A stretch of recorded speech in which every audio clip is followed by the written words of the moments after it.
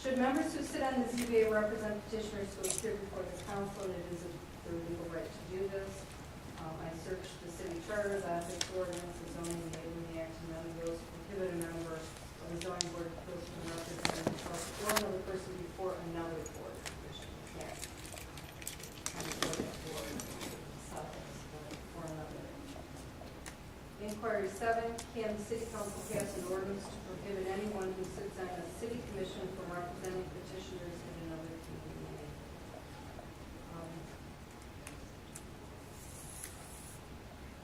An ordinance which would be properly drafted to make sure that it promotes a legitimate governmental interest, it defines specifically the prohibited conduct, and it's narrowly tailored to promote that governmental interest. It's not vague or overbroad, would probably be upheld.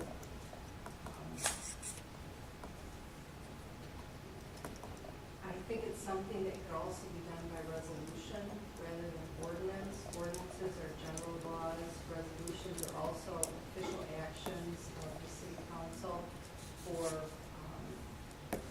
areas where they're expressing legislative will in cases that don't require a general law. So it seems to me like that might be a simpler solution rather than an ordinance to deal with such a specific topic. So that was the answer to the inquiry. I did provide an overview for the city council of zoning law, the different functions of zoning, where we have legislative functions, administrative functions, and quasi-judicial functions, and then what the standards are of applying that so that it's hoping that the corporation of this decision. If you have any questions, I'll be happy to answer. Thank you. That's the framework. I still have to. I'm sorry, I didn't know anything. It's okay. We had. We're at the point now where we ended up from the conversations we've had at council meetings and the requests that we're having. But the one thing is, we're having a committee meeting here. There's not a direction of what we want to do. Is there a focus that we want to have this meeting on? Whether it's reducing the number of members. One, I'm not in favor of taking over ZBA. I think it's a lot with peril that we just make more work for the city attorney's office. There needs to be a separation of duties. So I'm not in favor of that. I haven't seen an argument or envisioned an argument of reducing from 9 to 7. But the city council, we speak for ordinance. If there is things changing in the city that we think that should be controlled, then we do that, as we did last night. But if we want to make amendments to how things are zoned or how we may affect planning, then we do that through ordinance. Personally, I don't think we should do like times on board meetings. Because it is on the board. But that's where I stand right now. I just wanted to say something. I've been involved in some of this in the past as well. I don't believe we should give up an appointment meeting of 3.9 people to the city council, from the city council to the ZBA, and that's our only appointment. We take it pretty seriously, and I really don't want to give up an appointment. And secondly, we have 9 volunteers at a great price. We pay them $35 a week, so it's really a volunteer type. There hasn't been a raise for how long? It's been 35. Yeah, I've been around a little bit too, and so that's a number that is north of 20. That's been $35 a week. So these people are in essence volunteering their time. We have a very professional board. I may not always agree with their decisions, but what I watched on TV, what I've seen in person, they go the extra mile. This is a good board. They've been very professional. There's been other boards that may not have been so professional in my early history. But this board has got a good mix of professionals and experience. set that cart do a great disservice to the community and at least to the city council. I think they're part of the city council because they are our appointment, and that's why I'm glad they do act very professional. The number of decisions that they make, let's face it, it's a big agenda, and we've heard some complaints about it. I mean, the odds are you're gonna hear something that doesn't quite work out maybe, and then we try to deal with it as a city council then, but I don't think they act, how do you say, out of anyone's best interest. They actually go out to the site, they try to do their best, and we have a balancing act. They're trying to promote business, and that's what they do in order to facilitate business to operate. And we have to do that as a city. Some of the ordinances may be old, some of them may be where they just don't fit right, and so that's why the variance comes in. And the use variance, I think, is a very useful tool as far as getting things done. Go through planning commission, it could be months before you get possible rezoning, and the use variance can get the job done as well. So as far as the number of decisions and what we've heard as a city council, at least where I've been here, I think we've only heard one or two in regards to, there's been a real complaint. And they make decisions that, 15, 20 items on an agenda, and if we only hear one, two or three out of, say, 100, and you're doing a pretty good job. And quite frankly, we put it in our hands where we may be causing more problems in regards to that, because they have the experience, they've been doing a good job. I talked with the mayor in regards to a one-stop project. Brooks Patterson's doing it in Oakland County, and the mayor wants me to spearhead this as well, and I intend to do it. And the ZBA would be a big part of that, because Menards is coming in, for an example, and if you sit down with, and the ZBA should be part of this, is that they should come in and we should do a one-stop project where the developer that's coming in, such as Menard, or let's say we finally get someone from Tech Plaza, boom, get it all done for them, one stop. Just get it going and say, we can make it happen in the city of Warren. And so the one-stop project, we're gonna try to get that together, and the ZBA is gonna play a big role in that as well. So I see no change, at least on my part, especially in regards to the number, because we got 9 people that wanna. She's cheering. What are they doing, Clark? Take that. And so that's my feeling on it. I appreciate what this board does. I'm not always, like I said, they're not gonna make everybody happy, but they seem to make a great effort in order to come to their decision-making process, and I applaud that. What I've seen so far and the people that are part of it, I'm proud to have them part of the extension of the city council, at least through this particular time. And I feel the same way, Mr. Green, that I do not want to, I don't really want to change anything that we're doing right now. Could I add one thing to what you're saying? With that one stop, I think in conjunction with that, we tried to do, I think it was back in 2000 maybe, we rewrite the ordinance. What was it? Who's the firm out of Northville? Oh, I forget the name. McKenna? Yeah, they're planning group. yes. And it was, I don't know, 10 of us around the table, and all it was planning, zoning, and building, fighting for who's gonna have more control, and nothing got done in the ordinance. That's But there's a lot from back when I was in zoning and now, there's a lot of cleanup to do. If you want to work with me, I we'll do together. love, there's just a lot of stuff. We talk about ordinance that is outdated. What is it, one parking space for every 150 square feet of building? That's why you had the Home Depot on Hoover with a building and then 2 acres of parking. That's only a quarter full. And that's why you have variances on parking. Right. And so you always find a place to park.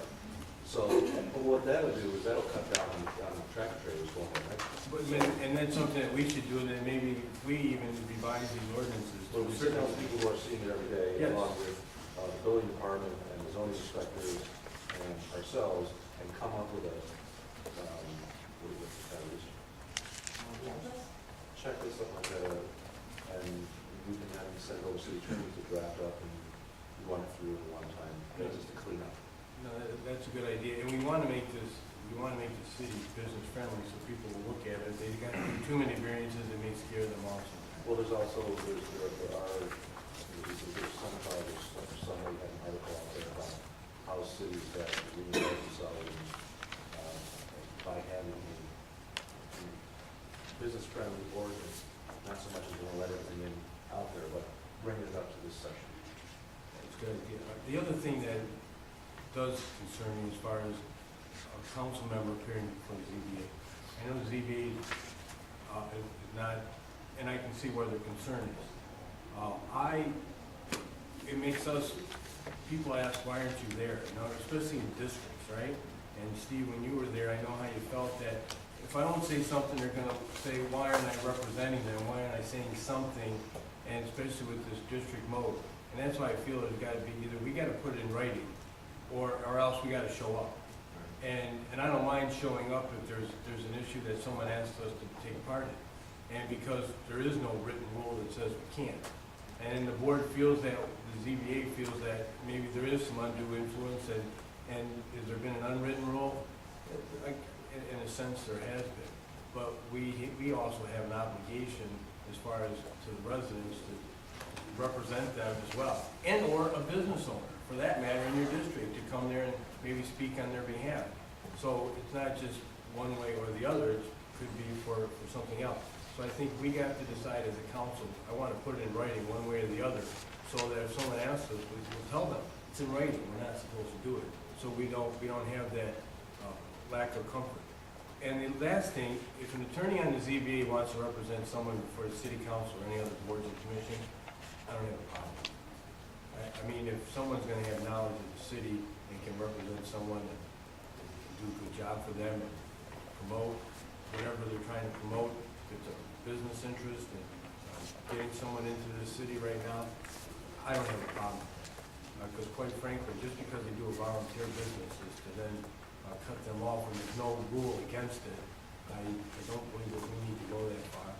And I think there's 2 attorneys on the board. And so I have no problem with an attorney on the ZBA appearing before the city council and or any city commission, for that matter, representing anyone that wants to do anything in the city of Warren. I think there'll be a good representative for them in order to promote that particular business. And quite frankly, I don't believe it'd be an undue influence on us as far as the council, as far as me. You know, this council, at least for the 7 of us, call it as we see it. And that's not gonna make any difference to me. But if someone with that experience can also, you know, bring something to the table as well. So those are my thoughts. If anybody else wants to share, please. I won't restate everything that Mr. Green had said, but for the most part, agree with everything that he had stated. You know, as a community, as an elected official, we want people to participate in it. And having residents of the city of Warren represent their city in this form is the ultimate in citizens' participation with regard to the government. They live here, and they have to live with the decisions that they make. It's not like they're from another community coming in, making a decision, and then going out to Oakland County or whatever. So I do think that they have the community's best interest at heart, and I think going to eliminate it, having city council take over, I just don't, I don't see the strong benefit in doing that. When you look at, should council members speak at these meetings, you know, I can go either way on it, but I do understand the undue influence. I would probably lean more to what my practice has always been over the last 8 years, and that's to go away, or not to go to the meeting, or to represent a group there. I have gone to the meetings when something has been a hot topic or an issue, to go and listen to find out what's going on. But for the most part, I try to stay away. And we get the minutes for those meetings, we read through that stuff, and sometimes we can stay in touch that way. But I think to reduce the board or even to eliminate the board, to me, I'm not in favor of doing that because I think we want to encourage as much participation as we can. That's what I'm thinking. Nancy, in regards to what we would need, let's just say the feeling of the council to not appear in front of the board because of possible undue influence. Would that be by ordinance or would that be by resolution? If you wanted to. I want it in writing, one way or the other. We should have that because I think we have to. I think we should do it by ordinance.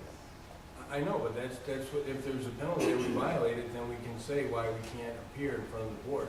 But if there's, because the way you spoke is that there is no penalty, or no, I mean, there is no undue influence that we could speak to the ZBA. Is what you didn't say that? As a citizen, as a citizen, you speak. Yeah, okay. Yeah, Okay. No, that was but her. Go ahead. What is your opinion?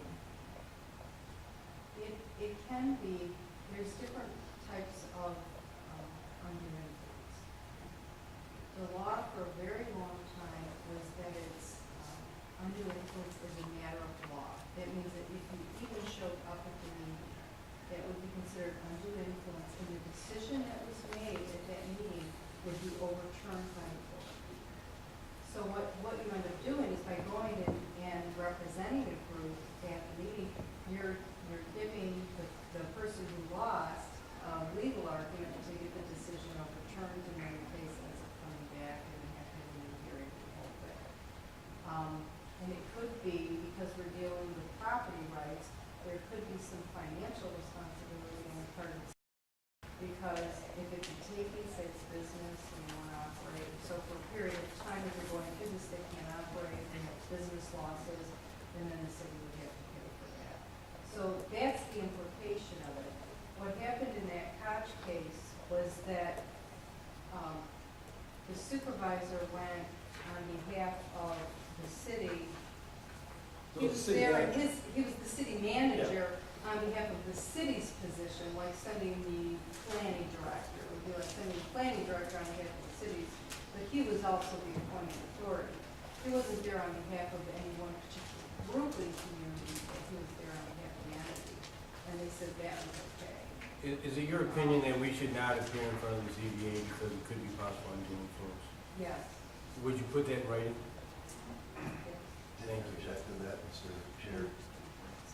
And Due to the fact, we could do it by ordinance, we could amend the zoning ordinance to include that as part of the section of the zoning ordinance. We could include it in the council rules. I mean, those would be the two avenues that I would suggest if you wanted to. the agenda item that I showed up for to represent was not a tax-paying entity. I was there to represent the citizens who were taxpayers. It was not there to have any influence. I was there representing the constituents who are the taxpayers. The fact that that was a school does not pay tax revenue to the city. I wasn't there in a threatening role. I was just there to try to balance, to try to see if there. You're representing your I constituents. was representing my constituents. And let's say if you were part of the flooding, there would be no reason why you couldn't So say your your first party on third party. Yes. Now, had it been a business such as a Home Depot or something, then that would have changed my opinion to show up. Or, as the residents had asked, would you speak on our behalf, even though they had already addressed the microphone? That probably would have been a different conflict that I would have backed off and said, no. So that was my reasoning for me. And as you know, my reasoning was that I was still operating under the old law. It hadn't been equated with the new court. Nancy's equated me with that, and that's why I apologize for not saying it. Oh, that's fine. Because, and then she gave me a list of questions to ask. And then to answer those questions, Mr. President, Go ahead. are you finished? Yeah. I just have a couple questions. Didn't you email us an opinion that we could speak before the board as a citizen? Was that the opinion that Right, was? what we. I read that. I mean, you just sent that opinion, correct? So why would it change like it was Mr. Cecil here as you tonight? What's the difference? There is a. Because you did email me an opinion, so I would have went to that meeting and But- spoke, but- so. Well, that's because there's a different, there's, okay, the legal standard was that by operation of law, that means that the law says that that is under influence. And then there's actual under influence. It's like a continuum of influence.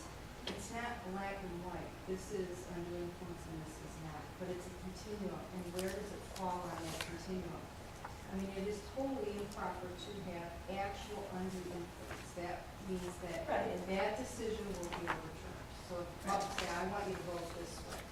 But as you move down the continuum of how people feel influenced, then does it move away from actual influence? Is it perceived influence? Is it undue influence under the law? And so what I'm saying is you need to be careful when you go before a board or commission where you're going to appoint an authority. Yes. Because those members are appointed and it's human nature to want to please the people who are appointing them. And so the courts have said that they feel influenced by sometimes people even showing up at a meeting, they may feel influenced by it. And then that person does not have a fair and impartial hearing. So How then- could they feel influenced though if you've had no conversation with them trying to influence them? How can they know where you stand on your opinion? How can that be an influence? If you just come into view a city meeting, you know? No, I'm just coughing. What Okay. I am congested. Hey, I am but you're making faces Yeah, with I am everybody? congested. Yeah, I really am. I'm sorry. It's all right. I'm congested. Right, but that's my question, Where the law yes. has relaxed is that they're saying that it's not, it's okay to show up at the meeting, but when you stand up and make comments about how they should be voting, then they feel influence. And I think that will end up giving the other side that you're speaking against a very good reason to have that decision overturned. And so you need to be careful with the comments that you make. But it's just a different opinion than you emailed, that I'm just confused with that. No, It it's just, the same. but we need to be careful, but it's not, but when you say, when he asked you, do you think that we should not show up? Would it be, in the best interest? You said yes, but To not your speak. opinion, to not speak, but then on there you told us what to say if I wanted to speak, so, it's just confusing to me. I have another quick question. The ZBAs, are they there to promote business? Is that their job to promote business or just to grant variances within a certain guideline? Because Mr. St. Pierre mentioned that their job is to promote business, but it's not to promote business if I read it correctly. And I have nothing against our people. I know they're volunteers. I understand that. And I understand that. But my question is it to promote business or is to stay in certain guidelines? It's the second time the mayor's had to put out a moratorium on used car lots within 3 years, correct? I saw at the planning commission meeting the screen of used car lots, and there's ordinances of where they're supposed to be, but they're all clustered together, 50-something, all within certain little areas. I'm just curious, is it to promote business or is it to stay in guidelines? Yes, please, yes.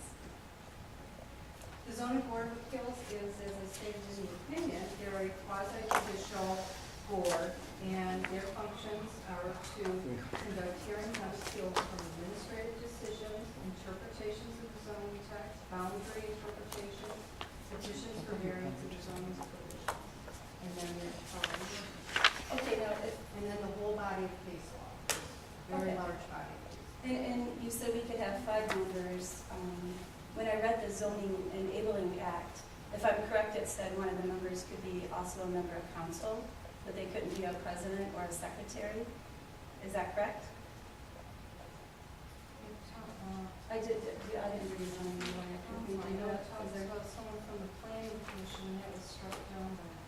I didn't bring it with me, I should have brought it. What, the appointment of a person from the planning commission was struck down? Yes. For that reason that when you're on the planning commission, they're making the decision about. I thought they a just request would that have to comes- abstain from From voting voting? if they're on the planning commission, if it was gonna come before them.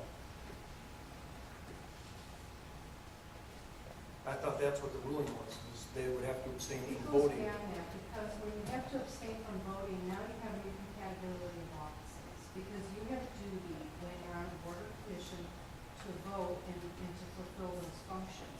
If you're on two boards and there's an incompatibility or inconsistency created, you cannot fulfill your duties. And so it's based on the incompatibility of offices where they said that that's Because, I mean, they haven't amended the Planning Enabling Act yet. But does the zoning enabling act leave, if I read it correctly, where one member could be a member of council? It couldn't be the president or secretary. And if an item came before council, they would have to abstain from voting on that item if they had, requirement. That's how I read it, but maybe I misunderstood it.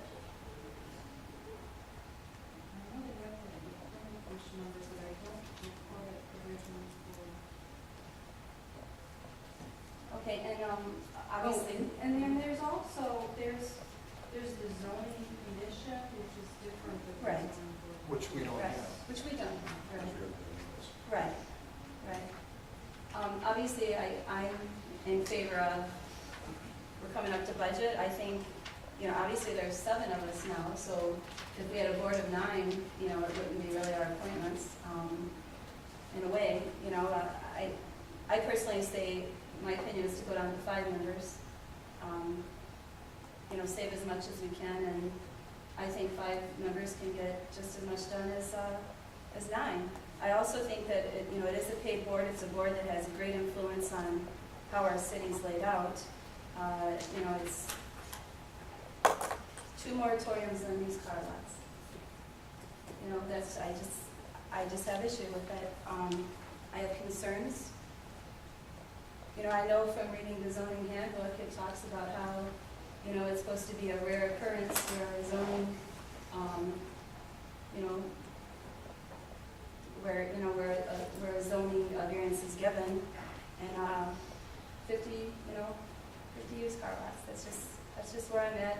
I don't want to give up my right as a citizen to go and talk before another board, or to even attend a meeting. I don't want to give that up, but I understand how we don't want to say something that could cause the city a lawsuit too. I understand that, but I don't understand one opinion being given and then one opinion being slightly so that's just my thoughts. I better go back and maybe recharacterize my statement. What I meant as far as promoting business, there's archaic zoning ordinances, as Mr. Green has indicated, that may limit a business to operate in the city of Warren, and that's why they come get these variances. And that is when they go before the ZBA, they need to show the common sense to where, such as Home Depot, for example, did not need all those parking spaces. And so, in that regard, does not limit or stop a company from coming in here to conduct business based on archaic zoning laws, which we haven't really revamped them for many years. So, in that regard, and I know you tried to do this, so that makes a lot of sense. And it's just not, the zoning board of appeals does not deal with businesses, they deal with neighbors, fences, and garages, and side yard setbacks. So they deal with neighbor to neighbors. And like Keith said, you have, and these people live in these neighborhoods, they understand about how much side yard setback and things of that nature. Because we're not a developing community anymore. Everyone's just trying to fit in with what's been dealt with. It's not like Macomb Township where sometimes you make a mistake or you need that and you put your flat together, you need maybe a 1 side yard setback because it doesn't set up right, or you need a few variances on the lot line because of the square footage of the residential lot. So those are the kind of things that we're dealing with as far as the developed communities. It's a lot different than many other communities. We're dealing with that. So in that regards, that's what I meant, is so businesses can overcome some of these archaic zoning ordinances that limit them the opportunity to come to the city. Mr. Chair? Mr. Warren? Thank you, Mr. Chair. Last year during budget, I was in favor of reducing planning and zoning, just for the fact that it was correlated to the fact that we were being reduced. It had nothing to do with any personal feelings towards planning commission or CPM, because I just thought that both board members should be correlated to the reduction that we had. But getting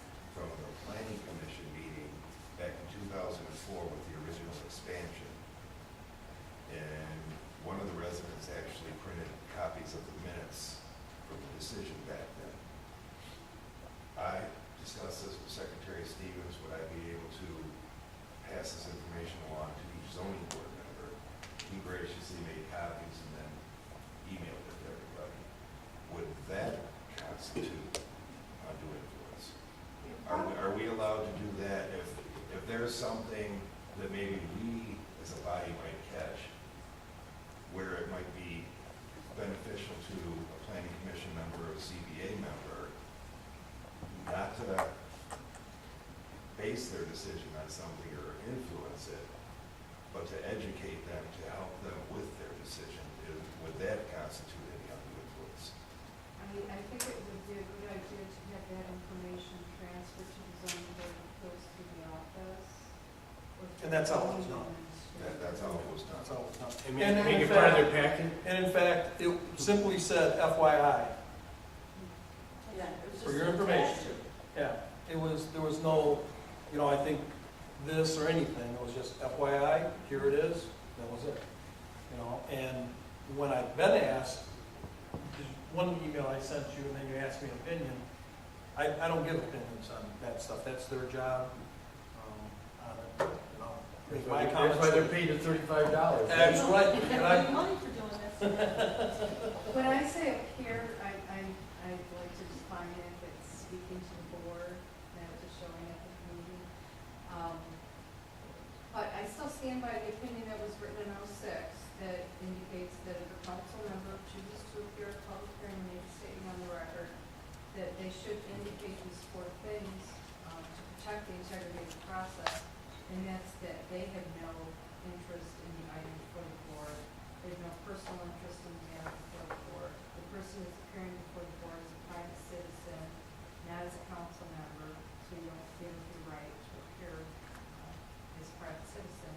And just like any other member, the public participation is limited to public portions. Did you find any opinions that when the city council-elect is not sworn in, that he could represent the...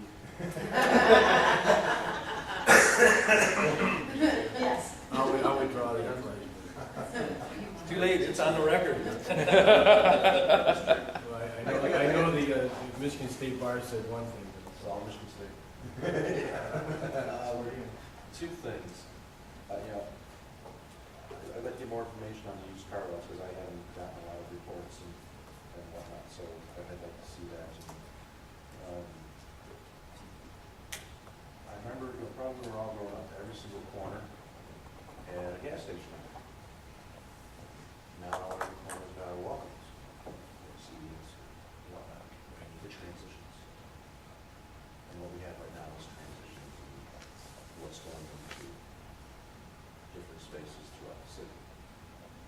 They wouldn't be opening them up if they weren't making money. And demand. Now, whether that's good or bad, time will tell. But the second part of this is, have there been code violations? Have there been any zoning code violations? Have there been building violations? At the next meeting, maybe we can do a resolution that asking the administration to send out a code enforcement on every franchise and non-franchise auto dealer in the city.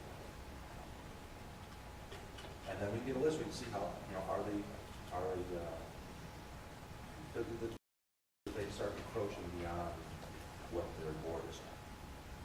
They start putting cars on the lawn, putting up more than they're allowed to. So if that's a concern, that's what people are seeing, that's complaints we're getting, then I think it's in the best interest of citizens that we ask the administration to go out and do an inspection of every single franchise and non-franchise car dealers, and not, all of them.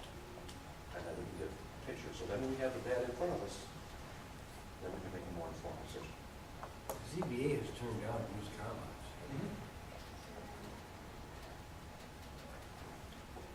Any other further discussion?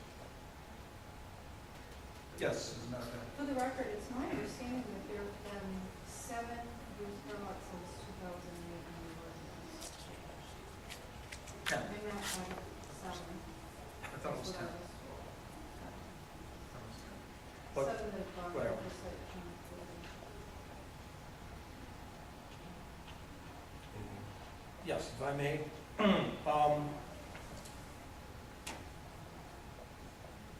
First, let me say the archaic laws stem from a lot of things from the cities, and things that have happened in the city stem from the history of this city, the speed in which it was developed, and some of the things that happened while it was developing, or didn't happen while it was developing.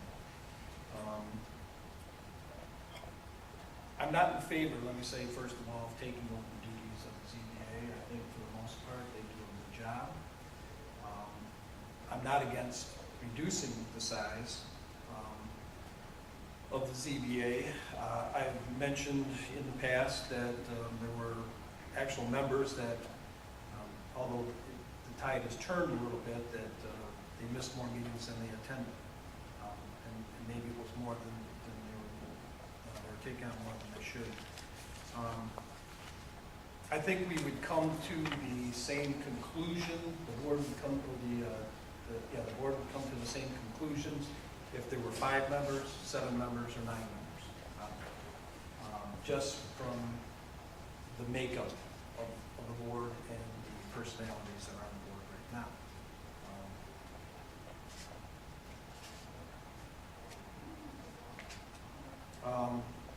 I have one question here for you, though. Is it possible for council to take over just the variances?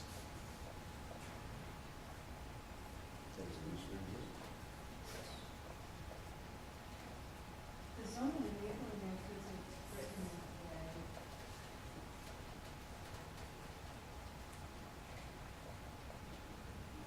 It's really not written that way, I don't think so.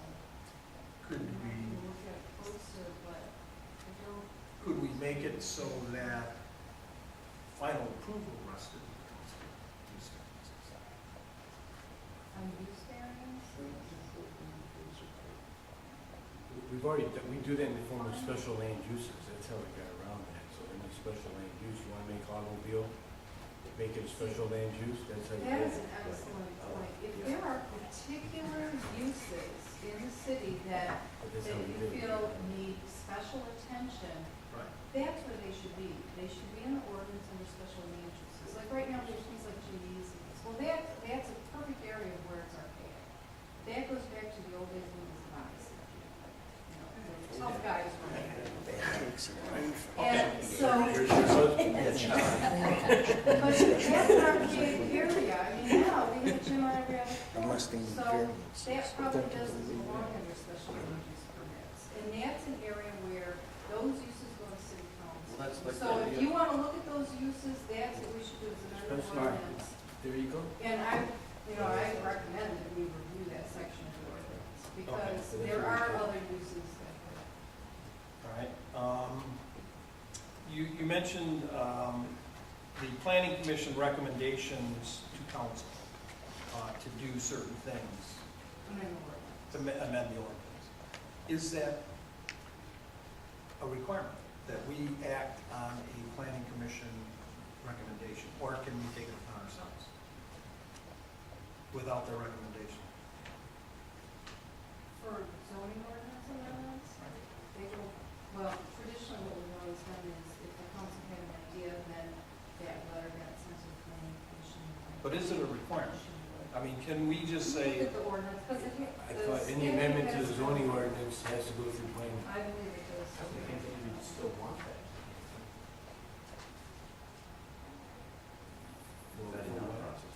He's sending it to.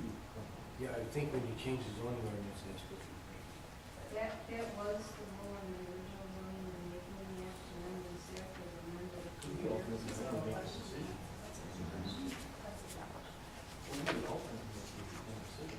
Right. It goes through the, they just make their recommended report. Okay, it's just certain sections. That's what the zoning commission is, with the planning commission. Let's say you want to do text. I'm sorry? Let's say you want to do something.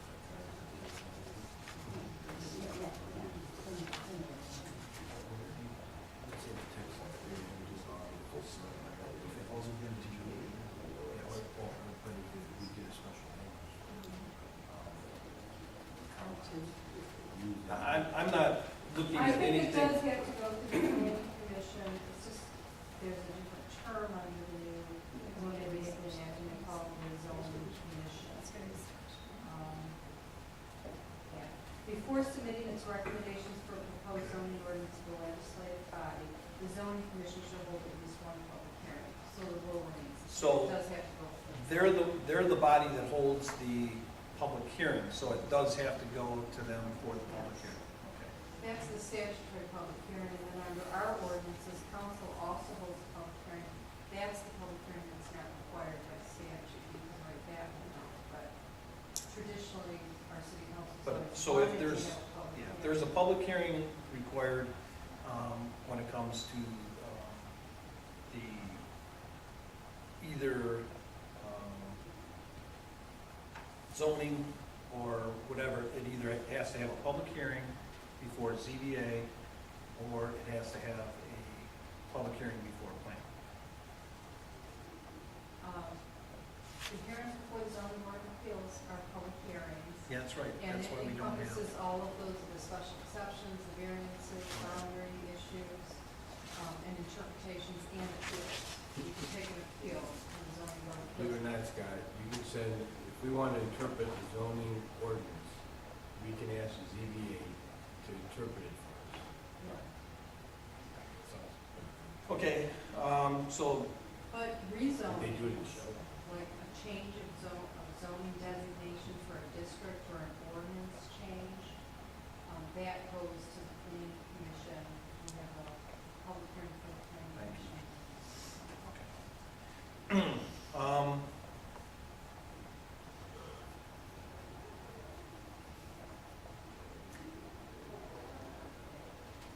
The legislative body appoints the ZBA. It's basically an extension of council, isn't it? Yes. Okay. And the senior administrative person in the city, whatever, appoints the planning commission. The mayor Yeah. appoints the planning commission, confirmation by the council. What's your opinion why it's like that? That's in the charter. Yeah, but also state law says that too. I mean, so, They put it to the planning commission yeah. by the mayor. Well, but I think the, Why, do you want to change the ordinance or city no, council? no, it's just a question I want to get an answer Well, to. I know, but that's what I. Planning and Enabling Act says the senior administrative officer, so it covers city managers or mayors. I was just wondering, what your thought was, why it was like that. Why do we get to appoint, my real question is, why do we get to appoint the ZBA? I never researched, I would have to go back and research the state statutes. It's been like that as long as I've looked at it. Probably from the original zoning and everything. It was a legislative body. Some Yeah. statutes say the legislative body, other statutes say, the mayor or chief administrative officer. Yeah, on the ZBA, this is just my thought process here is, the reason why we appoint the ZBA is because, like I said, they're an extension of council, we're the legislative branch, and they give variances to ordinances, things that are required, Makes sense. Right. So my problem is, why did we do the ordinance why did we put more teeth in the ordinance for the used car lots when almost immediately there were 10 variances, that were given? Why did we even do that? Why don't we just let it happen? Helter skelter, what the heck, And I think the more we give variances to things, the more you don't have an ordinance. It degrades it.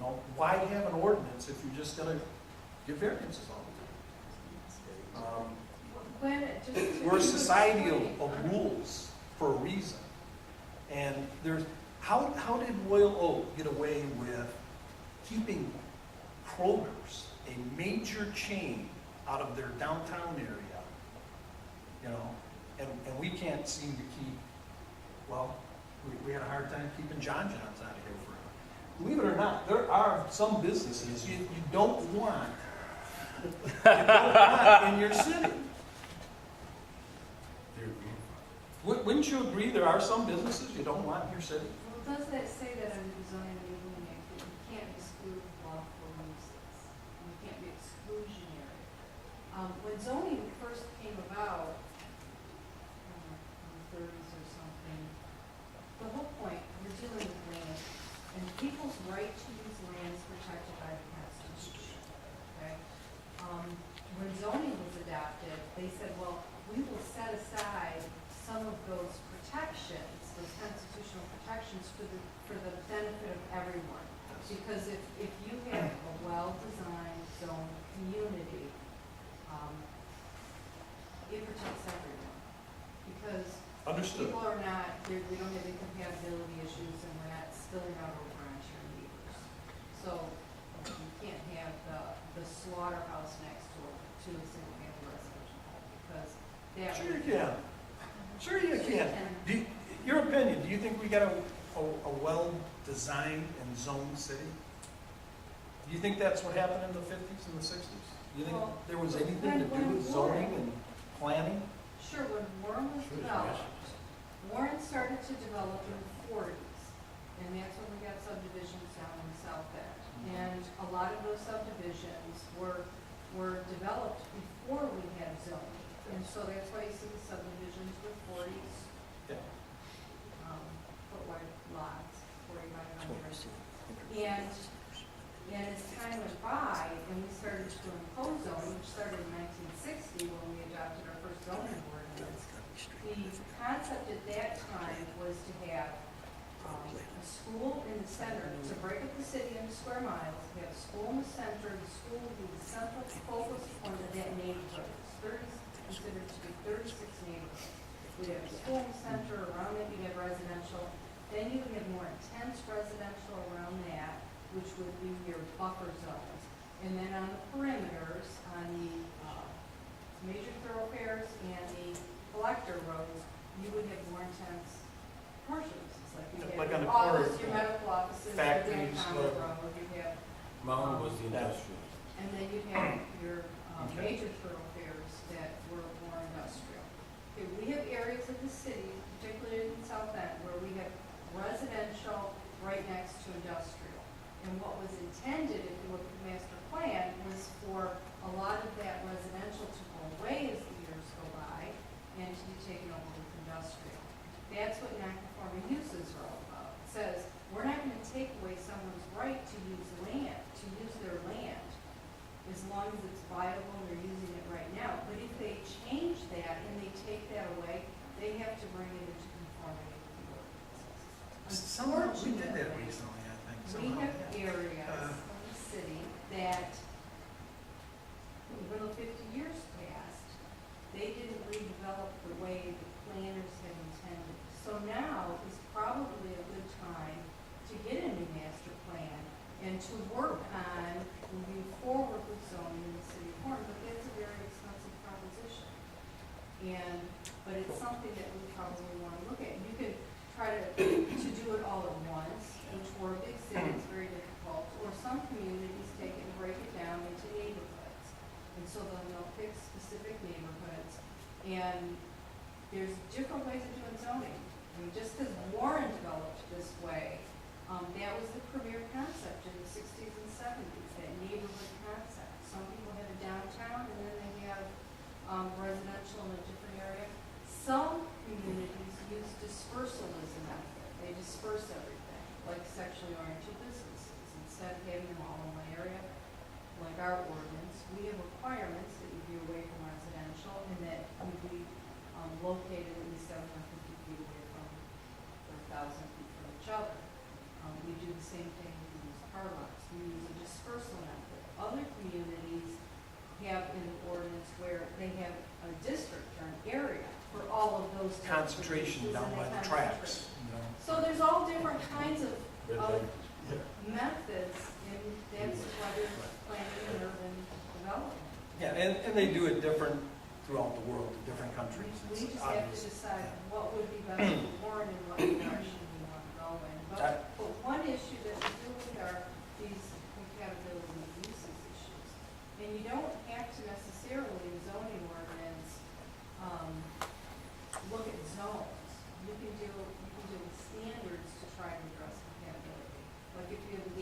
location is located within so many feet of a residential area, then we should have standards in our ordinance that deal with lighting and hours of operation and things like that, so that it's compatible and you don't have to completely change your district. Because when you change your districts, you create much more complexities. And that's my primary. Yeah, Let me you go should back- know something about that thing. Let me go back to undue influence for a second. You know, undue influence is kind of like sexual harassment. Sexual harassment is what anybody says it is. The person that feels harassed, basically. It's kind of like the same thing with, you know, every baseball team gets a trophy type thing. It's kind of touchy-feely, in my opinion. I don't think that's the case. I don't think your interpretation of undue influence or the court's interpretation of undue influence is accurate. If I was to approach a zoning board member and say, hey, listen, if you don't do this, I'm going to not vote for you, that's undue influence. You know, personally, there's members on the ZBA that I didn't vote for, that I even spoke against reappointing them. So it's not that I have that authority. It takes a group of us, a majority vote, to put them on. You know? That would be overt undue influence, and the courts have recognized other levels. That's why I was talking about a continuum. But my point is, I want you to understand that if you're going to go before a board where you're the appointing authority, that you may be creating an appealable issue. Right, and that's why I use those comparisons. You know, you have, undue influence is overt, in my opinion. That's what I'm saying. Because any other undue influence, just the fact that I show up at a meeting is undue influence, that's, in my estimation, that's ludicrous. Right, and there's courts that have But it can be disagreed argued with that way, you, yeah. and they have struck down decisions. Yes. That's the law that's out there. It's the And that framework. speaks to our status of our courts, so, you know, that's a whole other subject right there. But in any event, I would be in favor of reducing the size of the ZBA. You know, I don't know what benefit it even is for us to have it. Is it some sort of status that we appoint? You know, I mean, what is it? You know, if I could just address that for one. It's an obligation. I've been sitting with the Board of Appeals since 90-something. Right. And what I can tell you I've observed is that when we have a variety of people on the board from different walks of life and different areas of the As it city, should be. I think that we get a broader interpretation of the ordinances. And if you have people from different areas of the city, they know what's going on within the community, and they bring that information to the board. And I think that that's a good thing. And that's something to consider. And that's why it's supposed to be. It's the And, same thing with planning. people from real you know. estate, we have people from, we had a gentleman who worked for the electric company, and he brought a lot to the board, had a lot of experience with land uses, and that's what I have observed. Right. But I guess what the point is, and I guess I'm asking it to the rest of the council members, what is it, I mean, because there really is, other than the fact that it says in the law, we will do that.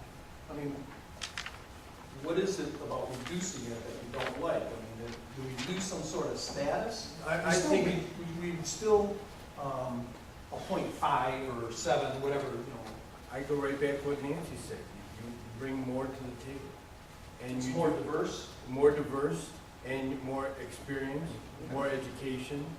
I mean, when I watch with De La Salle, you had Judy Fergos on the school board, and, you say parking. This is a mess. And there's no question, De La Salle, they acknowledge it's a mess. So those are the kind of things with that type of experience.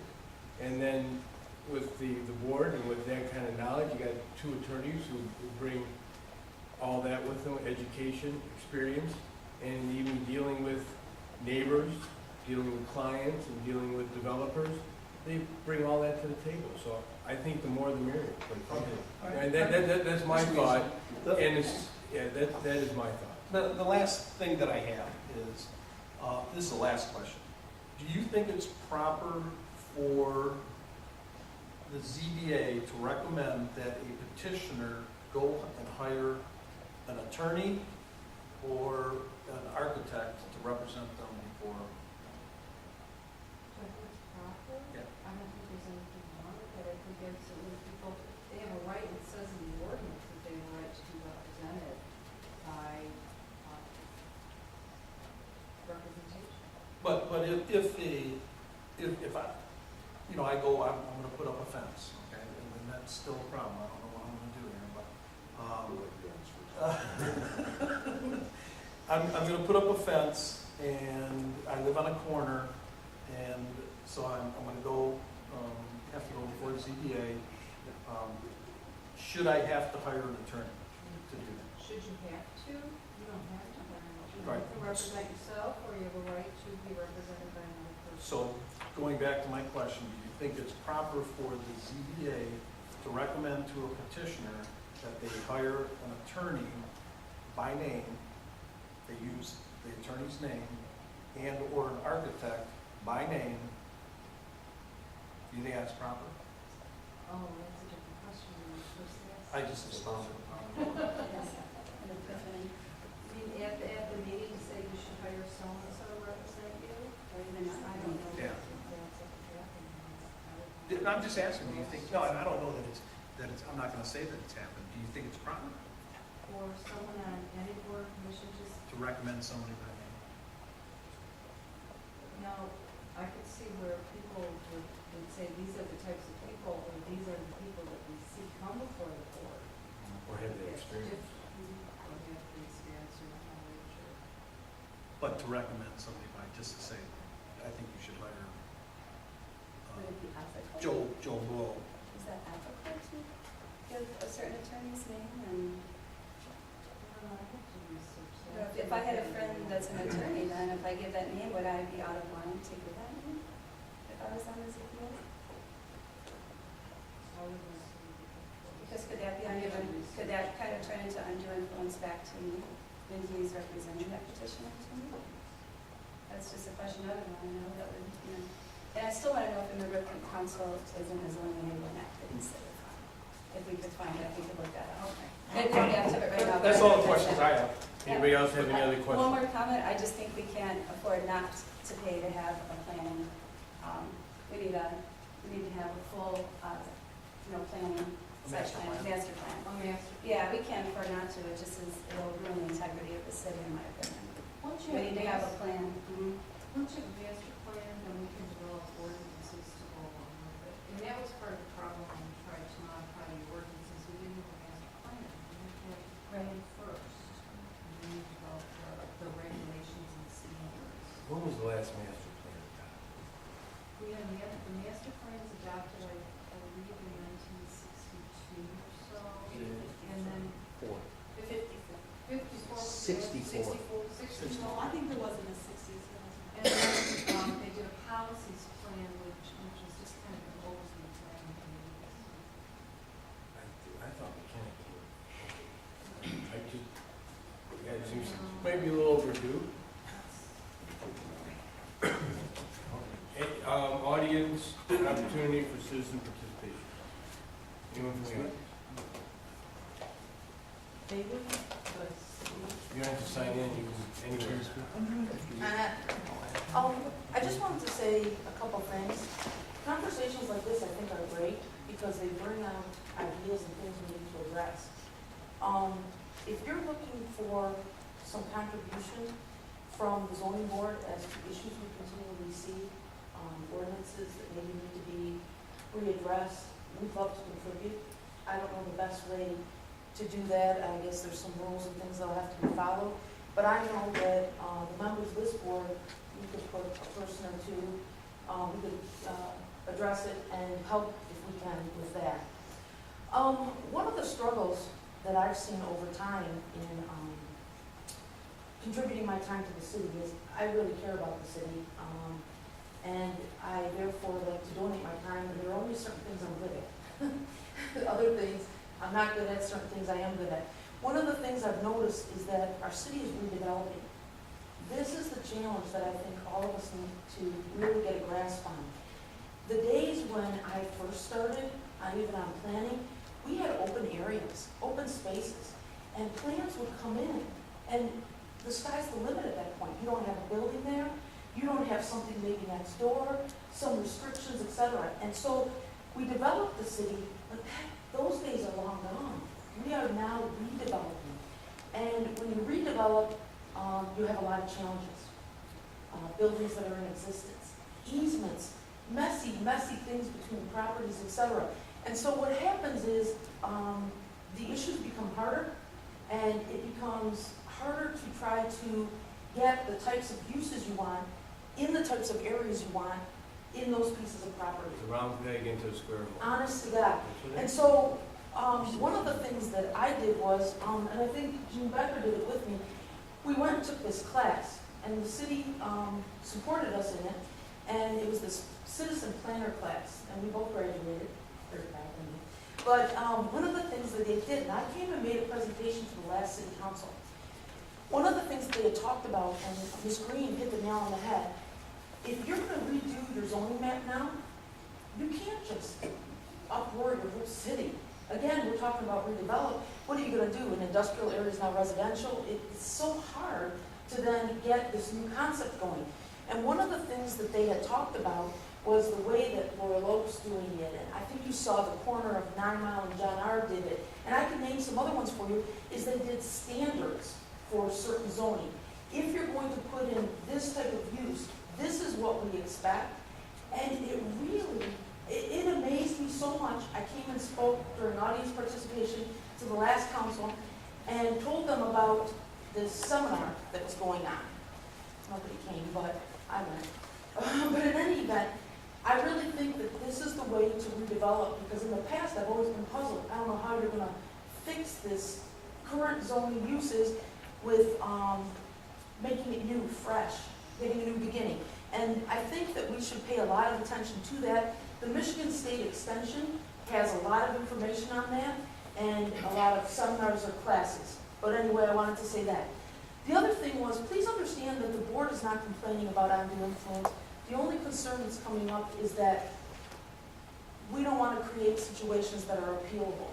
We're kind of proud of our with the circuit court, to be honest with you. We hold hearings in a fair and impartial way. I have been asked by 3 newspapers to comment on the used car lot moratorium. As a zoning board member, it's not appropriate. I'm not allowed to have predisposed ideas about any use for any property in our city. That's improper.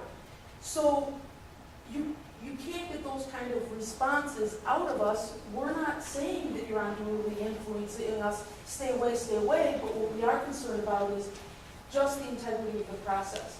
And I think it's great to get that opinion because we were operating under an old standard. I think it's good that we have the opinion, and then we can all operate from that.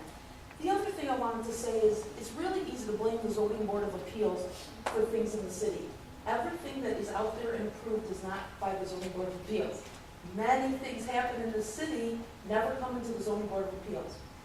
The second thing is what you see at any particular site is not necessarily approved by the Zoning Board of Appeals. In other words, people violate what they were granted. And that's where the next phase comes in, and that's enforcement. And so I heard Mr. Green's comments about enforcement, and boy, does that ring true. If we don't grant businesses permission to park on the grass, why aren't we enforcing them parking on the pavement? I have to say to you that the Zoning Board of Appeals cannot carry all the responsibility for every use in the city and how people misuse things. So I guess that was kind of important, I think, to say. We understand the balancing act between citizens and businesses. It is exactly that, it's a balancing act. And I have to say this, that when you have these items and you're balancing getting a new business in, getting them on the tax rolls, having it look nice, having it be a part of our community, with also the use and enjoyment of those that are surrounded. It is exactly that, a balancing act. We are not pro-business, we are not pro-homeowners, it really is the balancing. I would say this, that if you have one person complaining about one issue, odds are we probably did our job. Because it affects, remember, every issue with the zoning board, when we send out those notices, it affects a lot of people. And if there's one unhappy person compared to possibly 90 other people, we cannot make everybody happy all the time. It's just not gonna happen. And I think that was, the only other thing that I wanted to say was in reducing the members. Of course, that's really your guys' purview, but I would say this. The savings will only be the per diem, the $35 a meeting, for however many people that you guys redact. The rest of the costs, because we did an analysis for past budgets, the rest of the costs are fixed costs. If you have one person sitting there or 50 members sitting there, those other costs are fixed. I would weigh the benefits of saving, if you cut 2 people, $70 a meeting, compared to the benefits of having more people. I would also say this, that the more members, if you will, the more dilute the vote. You limit it down to 5 members, and those are pretty strong votes, because the weight that the vote carries to get a majority. And I don't know that you want to give that much power to that few people. That's up to you guys. But I would just say that. But like I said, we really do want to work on some of the issues that we see that need addressing. We're willing to volunteer and put things together. So in a way, I think this is really positive. Thank you. Thank you. Anybody else in the audience? Karen said no. Hello, I'm Lynn Martin, Chief Zoning Inspector. I'm on the front line for these auto, and I can tell you that I have at least 3 people a week come here and ask me on these lots.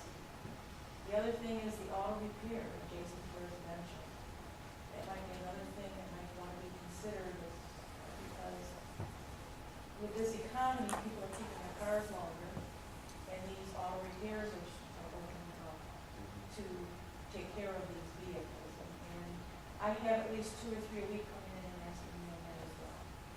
And the fact that I need more enforcement officers, I have one for the city. And it's kind of hard to happen in 36 square miles, everything. He does a very good job, and we had one that came up just today. I don't know if anybody knows Hoover Collision. We're having a problem with them and parking cars in the front, and now they're selling them in the back as a junkyard now. It wasn't supposed to be, and so it just came up again because They were only bringing them out on the weekends, when no one was working. And I see people put signs out at 5 o'clock in the right of ways. The tattoo place on Van Dyke and 11 Mile. As I'm going by there on the way home, 5 after 5, here's the signs going out. But we are taking care of what we can, the one inspector. And we are complaint driven. People have to complain about Hoover Collision yesterday. I'm also having the police officers go by after hours, because apparently he does that at 5 o'clock. But we are doing the best we can. And this week alone, I had 2 people come in on Monday that wanted to beat the moratorium on auto used car lots. And we take the things in for that reason. But it's a very tough world out there right now. It's a very tough city to try and keep it up. So those are just. Thank you. Thank you. Good evening, Council. Tomas Bonnie, resident District 2 of the City of Warren. First, I'm going to address something that's tangentially related. Yesterday, I brought up a little disagreement that me and Mr. Stevens had regarding the Planning Commission, and I think I found what the dispute is. If you look at the bylaws of the Planning Commission, it states that 2 ex officio members of the City Council will be selected to be for a term of office to coincide and expire with his or her term on City Council. But if you look at the city charter, section 7.22, it states that 2 members of the council to be selected by council annually in the month of April shall serve as non-voting members of the Planning Commission of terms for 1 year each, beginning the first day of May following their appointment. seeing as you guys made an appointment in November for the new ex officios to that board, you seem to be currently in conflict with City Charter provision section 7.22. You should have been appointed as acting members, if anything. Now to the ZBA. Section 3.1 of the ZBA Rules of Procedure states all meeting of the board shall be open to the public, held in a place available to the general public, and shall comply with the Michigan Open Meetings Act MCL 15.260. Under the Open Meetings Act, the definition of a public body means any state or local legislative governing body, including a board, commission, committee, subcommittee, authority, or council that is empowered by state constitution, statute, charter, ordinance, resolution, or rule to exercise governmental or proprietary authority or perform a governmental or proprietary function.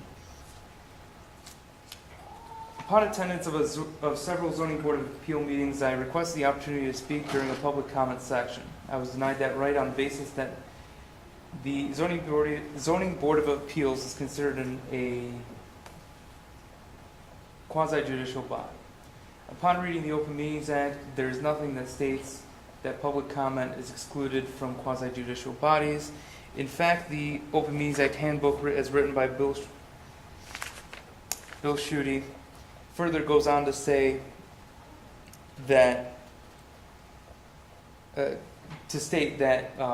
individuals have the right to speak during a section for public comment for the purposes of addressing the performance of their elected or, in this case, appointed officials. In attempts to file a complaint against the Zoning Board of Appeals, I attempted to FOIA the last meeting's ZBA video. That FOIA request was approved. Attempts to acquire that video have been blocked by various departments in the city of Warren and the attorney's office in particular. So I can't file a complaint without having the evidence. So I'm requesting the city council to reach out in any way possible to attempt to complete that matter. With that, I will complete my comments. Thank you.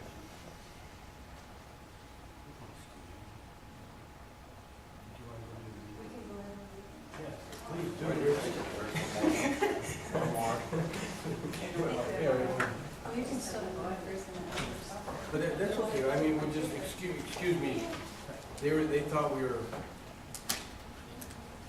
Ms. Green has to go to the meeting, so we're just excusing it, I apologize, go ahead. I know, are you finished? Yep. Yes, I'm. Oh, I'm sorry, I thought, go ahead. Actually, no, I do have one more thing, if I could. As was mentioned by the city attorney here, a public official is not allowed to speak during any other portion than during the public hearing. According to that opinion, it would seem to contradict certain statements that were made. Now, open the floor. Thank you. Anyone else in the audience? Hi, Dave Curry, Warren resident. I've got quite a few comments.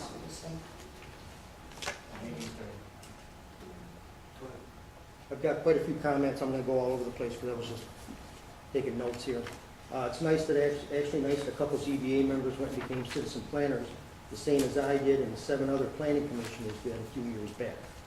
It's really an eye-opening experience because you find out that everything is being done wrong.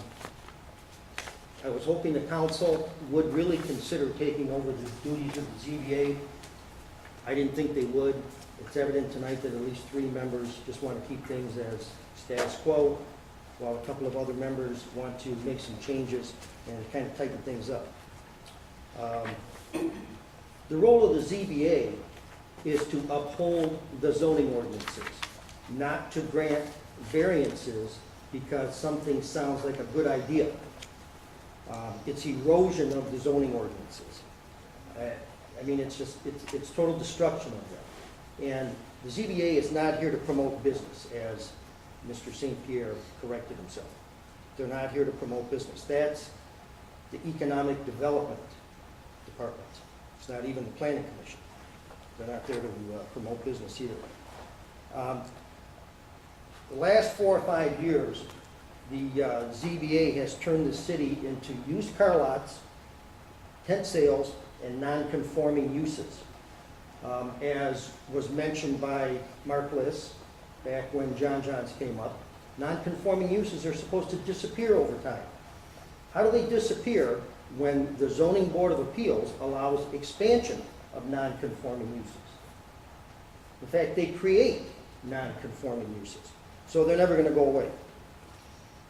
I hope you guys really aren't that proud of your appointments to the zoning board.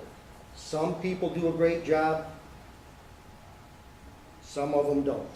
Why are they there for 30 years? Why are they there for 20 years?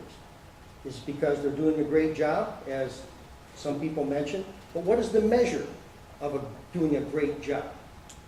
What's the yardstick? Can somebody tell me, after audience, what is the measure for doing a good job on a board or commission?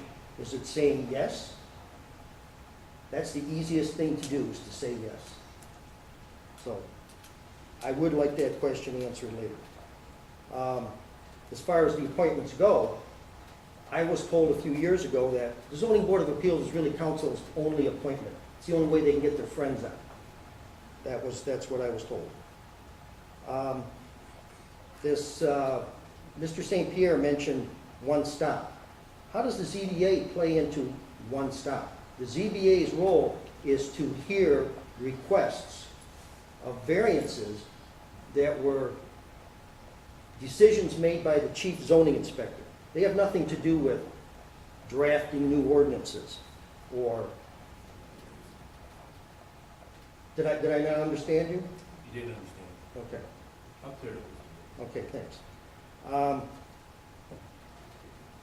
Changing the zoning ordinances in the master plan. That's what we tried to do back when I was on the planning commission, and the members of council put a kibosh to it. Why? We had hired a new planning director, and one of his chief responsibilities was to rewrite the zoning the master plan, was to rewrite the master plan. I've got a couple of hundred pages of his draft, but yet he was written out of the budget. Why? It was going to get done for his salary.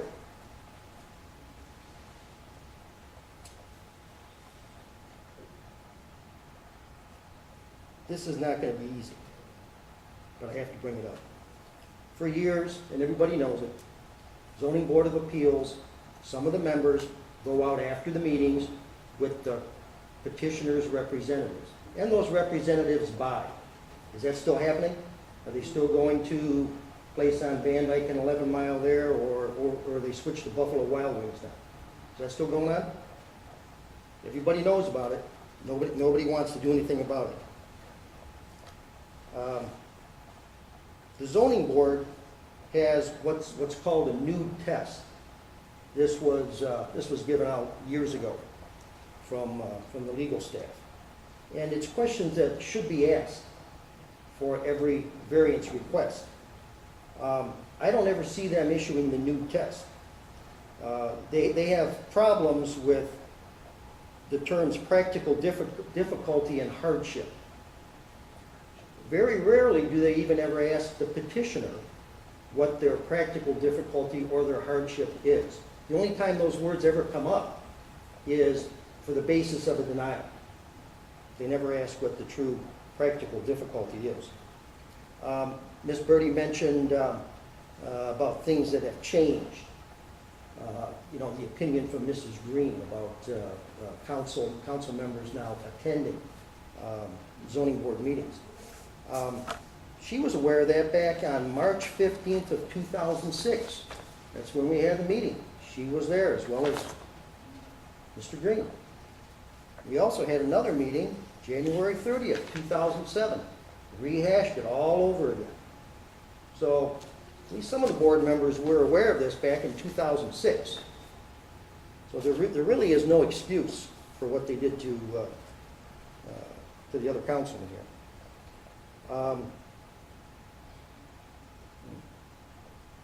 Also, what I noticed in watching the ZBA meetings, they will table an item so the petitioner can make changes and bring it back in front of them. They are suggesting certain changes. This isn't the planning commission. This is pretty much black and white. There's a request for a variance. Is there a hardship, yes or no? Why do they table it and say, well, here's what we'd like to see, and let them bring it back. That's not the way it's supposed to be done. Now, here's the part that's really disturbing. It's going to be difficult for me. Karen Birdie's been on the Zoning Board of Appeals for probably a decade. And during that decade, there's been numerous accusations made that she is or was business partners with representatives and petitioners that come before her. And she always denies that she ever is. Well, I brought this up last fall. And at that time, on record, she denied that she was ever business partners with the petitioner in question. Well, somebody needs to make an investigation here and actually ask Miss Birdie if she was ever or is still business partners with Mr. Cummins, because both of their names are on this document for the condominiums that she owns on 11 Mile. She told me, Dave, you will never find a piece of paper with both of our names on it. Took me about 5 minutes. Okay?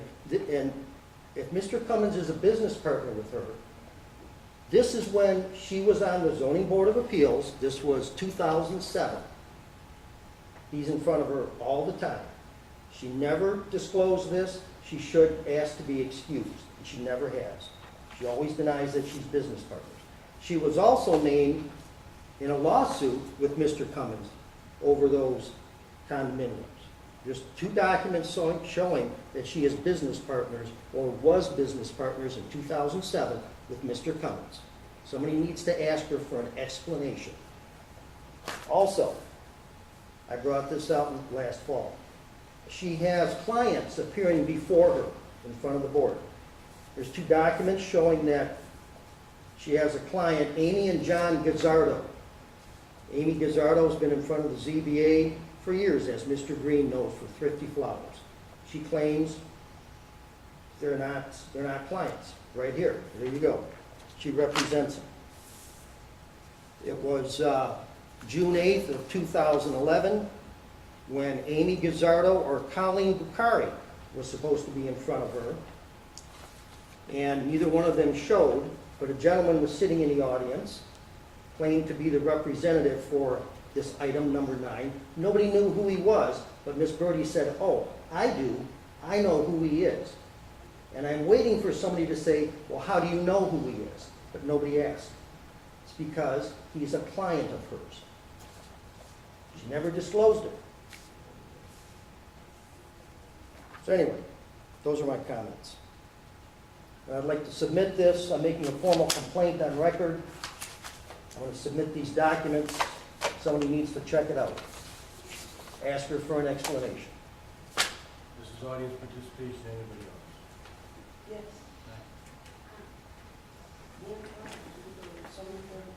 Actually, I do on the news. You know, I am new. Which one? And there's a lot to, I didn't go with the residential commission building. And during that period of time, I learned the buildings on engineering, on a little bit of everything, a whole lot of everything actually. And I think that our group, because of their occupational backgrounds, we make a good group because all of us have specialized in a certain area. And like Karen said, sometimes it is a juggling act. And I do personally take residents first before anybody. There's no way. Within the staff, there was no way in the world that I was going to do that. And I think it's members, the people that came to represent them were very arrogant. I mean, there were options for those people. There's underground engineering that could be done that could eliminate the flooding for the neighbors in the area. And that was one thing that I pointed out, is that the elevation of building cells much higher than neighbors. And there are options. They just didn't want to buy it. They were like kids. This is what we want. This is what we want you to do. Okay, let's do it. No, that's not really doing it. I mean, being a builder, I learned in my experience that you definitely have to Oh.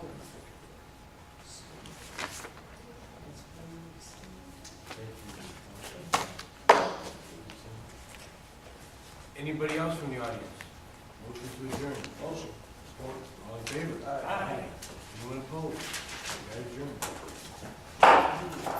Thank you. Thank you, Mr. Secretary.